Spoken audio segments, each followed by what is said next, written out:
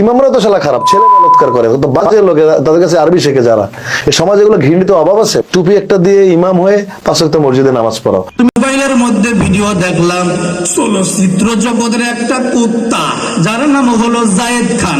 এই জায়েদ খান আজকে বাংলাদেশের ইমাম সমাজ, আলেম ওলামা, ওদেরকে নিয়ে এমন কুরুচিপূর্ণ, এমন উল্টা পাল্টা, এত গালিগালাজ দিয়ে কথাগুলো বলেছে। এরে বন্ধুরা আমার, ওর মতো চরিত্রহীন লম্পট, ওর মতো একটা পশুর মুখে এমন কথা মানায়, ভালো জারো ছাড়া, ভালো খারাপ মানুষ, নিকৃষ্ট বেজন্ম ছাড়া, কোন লজ্জা ছাড়া ভালো মানুষের জবানে আলেমদের বদনাম কখনো শোভা পায় না। কথা বলো ঠিক কিনা?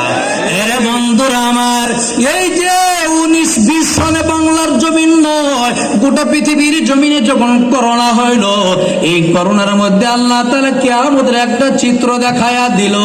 ওই কিয়ামতের একটা চিত্র কেমন ভাবে দেখায় দিল রে বন্ধুরা আমার, এই করোনার মধ্যে সকলের ভিতরে একটা মৃত্যুর মরণের ভয়। ঢাকা থেকে, নারায়ণগঞ্জ থেকে, এরে বন্ধু মুন্সিগঞ্জে আপন ভাই আসলেও ভাই নিষেধ করে দেয়, আসিস না। এরে বন্ধুরা আমার, আমাদের একটা চিত্র দেখায়া দিল। তদানীন্তন সময়ে, ওই সময়ে কোন একজন বেঈমান বলেছিল, যারা করোনায় আক্রান্ত হয়ে মারা যায় তাদের লাশ পুড়িয়ে দেওয়ার দরকার।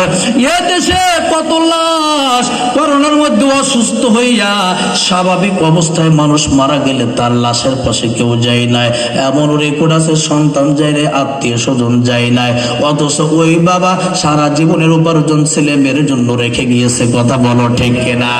আরে বন্ধু, মৃত্যুর পর তুমি কতটা অসহায়, তোমার ছেলে মেয়েও কাছে গেল না, আপনজন তোমাকে ঘৃণা করে, তোমার লাশ স্পর্শ করলে করোনার গজবে ধ্বংস হয়ে যাবে এই ভয়। কিন্তু তদানীন্তন সময়ে এই বাংলার জমিনে কোনো একটা আলেম কথা বলে নয় যে বিনা জানা যায়, বিনা গোসলে তাকে দাফন কইরা দে, বলেছে নাকি বলা? এমন কি বাংলার জমিনে এমন ঘটনা ঘটেছে, লাশের পাশে কেউ যায় না, বেডের মধ্যে লাশটা পড়ে আছে। আলেম সমাজ তারা একটা সংগঠন তৈরি করলো, এই আলেম সমাজ তারা নিজেরা গোসল দিয়ে জানাজা কমপ্লিট কইরা দাফন কাফনের ব্যবস্থা করছে। কথা বলো ঠিক কিনা? এরে বন্ধুরা আমার, এ দুনিয়ার সব মানুষ তোমাদের থেকে দূরে সরে যাইতে পারে, এ জমিনে প্রত্যেকটা মানুষ মারা গেলে বিনা জানাজায় দাফনের পরিকল্পনা বেঈমানেরা করতে পারে, কিন্তু আলেম সমাজ একটা লাশের অপমান, একটা লাশের, একটা বনি আদমের অপমান আলেম সমাজ কখনো চাই না। কথা বলো ঠিক কিনা? এই আলেম ওলামা গুলো তৈরি হয় কোথায় বলো? স্কুল, কলেজ, ভার্সিটিতে, বিশ্ববিদ্যালয় নাকি মাদ্রাসায়? এরে বন্ধুরা আমার, হাসরার বুকে আশরাফিয়া মাদ্রাসা, আজিজিয়া মাদ্রাসা, আশরাফিয়া মাদ্রাসা, আর কতগুলো মাদ্রাসা আছে। এই মাদ্রাসা থেকে পর্যন্ত হাজার হাজার কোরআন হাফেজ আলেম ওলামা তৈরি হইল। এই আলেম ওলামা, এই কোরআন হাফেজ গোটা পৃথিবীর জন্য, বাংলার জমিনে বিভিন্ন খেদমতে মশগুল আছে। ও হাসারাবাসী, আপনাদের কপাল বড় ধন্য। আজ ফেসবুকের মধ্যে দেখলাম ওই ময়মনসিংহের একজন আলেম, তিনি বলতেছেন হাসারা শব্দটা শুনলে কেমন যেন ভিতরটা অস্থির হয়ে আসে। আমি বললাম কেন?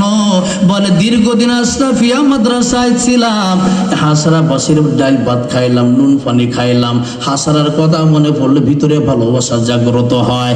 এই আলেম ওলামা, আজ তো শুধুমাত্র একজনের সঙ্গে কথা হলো, এমন হাজার হাজার আলেম ওলামা এই হাসারার ডাল পানি খাইয়া হাসারাবাসী তোমার অর্থে, তোমার খরচে লেখাপড়া কইরা হাফেজ হইয়া, আলেম হইয়া বিভিন্ন খেদমতে আছে, হাসারাবাসীর কথা বলে নাই। এখনো পর্যন্ত তাদের দোয়া আপনারা পান কি পান না? এরে বন্ধুরা আমার, আমাদের অর্থে, আমাদের খরচে, আমাদের আমাদের হাসান আবাসীর খরচে আমাদের খানা খেয়ে যারা মানুষ হইলো, আলেম ওলামা হইলো, এবং এক এক করে যখন আমি আপনি এই দুনিয়া থেকে বিদায় নিয়ে হাসারের বুকে যতগুলো কবর গোরস্থান আছে, এই গোরস্থানের মধ্যে চিরনিদ্রায় শায়িত হলাম, লাশ হয়ে গেলাম।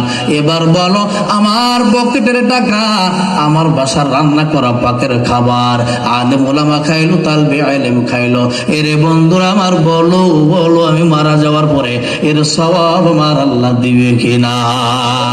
এরে বন্ধুরা আমার একটি ঘটনা আশরাফ আলী থানভী রহমাতুল্লাহি আলাইহি লিখেন, এ বন্ধু, আল্লাহর একজন বান্দা মাদ্রাসার ছাত্রকে খানা খাওয়ায়, মাদ্রাসার ছাত্রর খানা নিজে বাসার থেকে পাক হওয়ার পরে মাদ্রাসায় পৌঁছে দেয়, আর বলে, ও বাবা, পায়ে হেঁটে কষ্ট করে আমার বাসায় যে তোমার খানা খাওয়া লাগবে না, আমি নিজে খানাগুলো, আমার ম্যাডাম যখন পাক কমপ্লিট করে ফেলবে, খানাগুলো আমি নিজে হাতে যখন মাদ্রাসায় পৌঁছে দেব, তুমি খাইবা।